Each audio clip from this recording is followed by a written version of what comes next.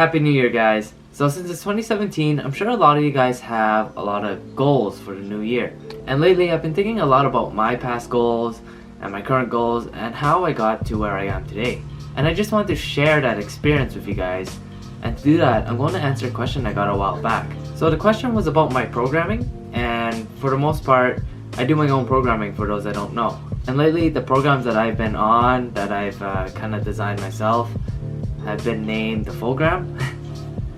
Yeah, it's a pretty bad name. And it was kind of named the Phogram just from a lot of puns, a lot of play on words on my first name, my last name. Yeah. But anyways, a lot of people thought it was funny. Man, that was bad. Please forgive me. So anyways, in one of my classes, we discussed about periodization. And there was an article by John Kiely about whether periodization was evidence-based or traditionally led. If you wanted to check out the article yourself, you can do so in the description box below. I will post the full article name and you can try to find it on the web. Or if you wanted me to send it to you, I can as well. And what periodization is it's basically a systematic way of organizing one's training. Essentially, it's planned unpredictability. So most programs will plan specific responses or adaptations to certain training stimuli, and in essence all programs just predict performance. Now I don't want to dive into the pros and cons and the science of everything, but my understanding of the article is basically that everyone is different and responds differently to different stimuli, different training programs, because of a whole host of variables.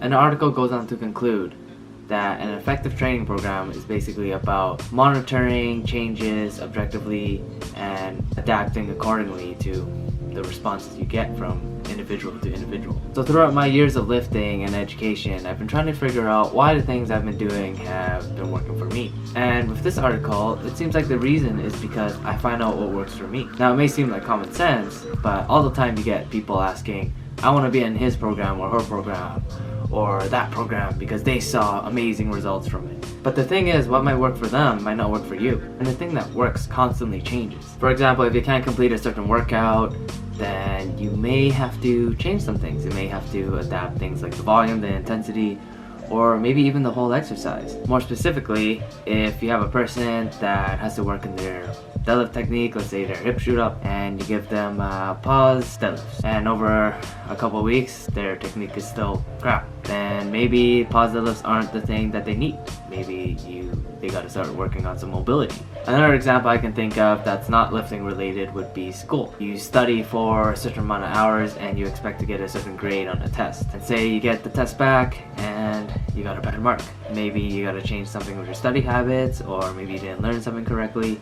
But the point is, you have to find what was wrong, and you have to constantly monitor what's working and what's not.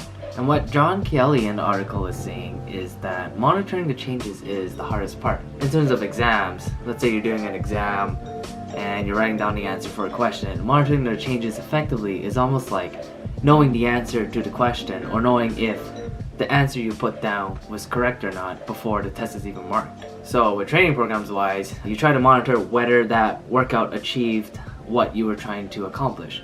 Whether it was to gain some strength, to work on your technique, instead of waiting for a whole 6-week cycle or however long the training program is, and seeing if you hit stronger numbers. So you might be asking, well, how do you monitor these changes? John Kiely in the article was saying that there aren't really any tools to effectively monitor changes, but that's what people are trying to do with measuring things like heart rate and tracking their metrics, and just gaining a more objective understanding of what they're doing and whether the things they're doing is actually getting them closer to their goal.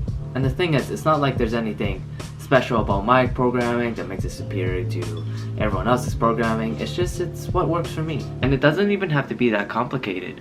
Most people will see progress regardless of any program they run. Even back in the day, for me, it was as simple as I would do a body part every day just because it got me in the gym more often.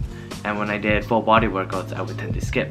Today, I find I'm doing more full body workouts and not going to the gym as often, simply because it fits my schedule better. And it's not all sunshine and rainbows. A lot of times, I find a lot of things that don't work for me, even at the cost of developing some chronic injuries. So for those of you trying to work towards your goal, whatever that may be, I strongly encourage you to experiment and find out what works for you. There's many ways to approach and achieve your goals, but today all I'm trying to say is don't fall into the trap of doing what your friend does or what you saw in that Facebook post or in that article. Everyone's different, everyone has different goals. So you really gotta be objective and find out the things that work and the things that don't. However, this does not mean that you can do whatever the heck you want to do or use this as an excuse to avoid certain things. There are obviously still fundamental physiological things that must be met for effective change to occur depending on your goals. You can't say squats isn't working for you because you feel like crap after. And furthermore, when you set out to achieve your goal, you are going to fail. You are going to find things that work great and things that don't. You just have to adapt and adjust accordingly. And as cheesy as it may be, don't be afraid to fail, because when you fail, it's not like the year's over. It's not like all of a sudden your goal goes out the window or your New Year's resolution is gone. I mean, it's still 2017, you still have the whole year. And on that note, it's not like you need a special day or New Year to make goals. You can always make goals. If the goal you made changes, then don't be afraid to change it along the way. It's a process, it's a lifestyle. Enjoy the process and just have fun and do what you can. Aside from that, guys, I just wanted to give you a quick update of what I've been doing and what I'm going to be trying to do. I've still been training, and right now I'm situated in my practicum with athletic therapist. So pretty much finished all the classes and exams I need for my degree, and right now just getting some work experience with a therapist.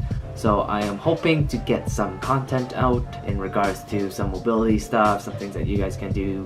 Aside from that, I'm also going to be trying to start some coaching on my own. And the reason for this is just to gain a great new learning experience for myself and kind of help me figure out what it is I want to do with my life. So you may be asking what I'll be coaching. Pretty much an open book. Whether you need some tips or help on your diet, or you want a review of your form, or just have some general questions about programs and all that kind of jazz, I'd be more than happy to give you some help and insight.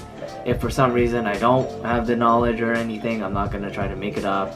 I'll simply tell you that I don't and hopefully point you in the right direction, or maybe try to find an answer for myself and get back to you on that. If you guys did want my opinion or need my help on anything, I'd be more than happy to share with you my knowledge and see what I can do for you. Whether it's writing a program or just want my opinion on something, let me know. I'll have my email in the description box if you want to contact me. Aside from that, thanks for watching, guys, and I'll see you guys next time.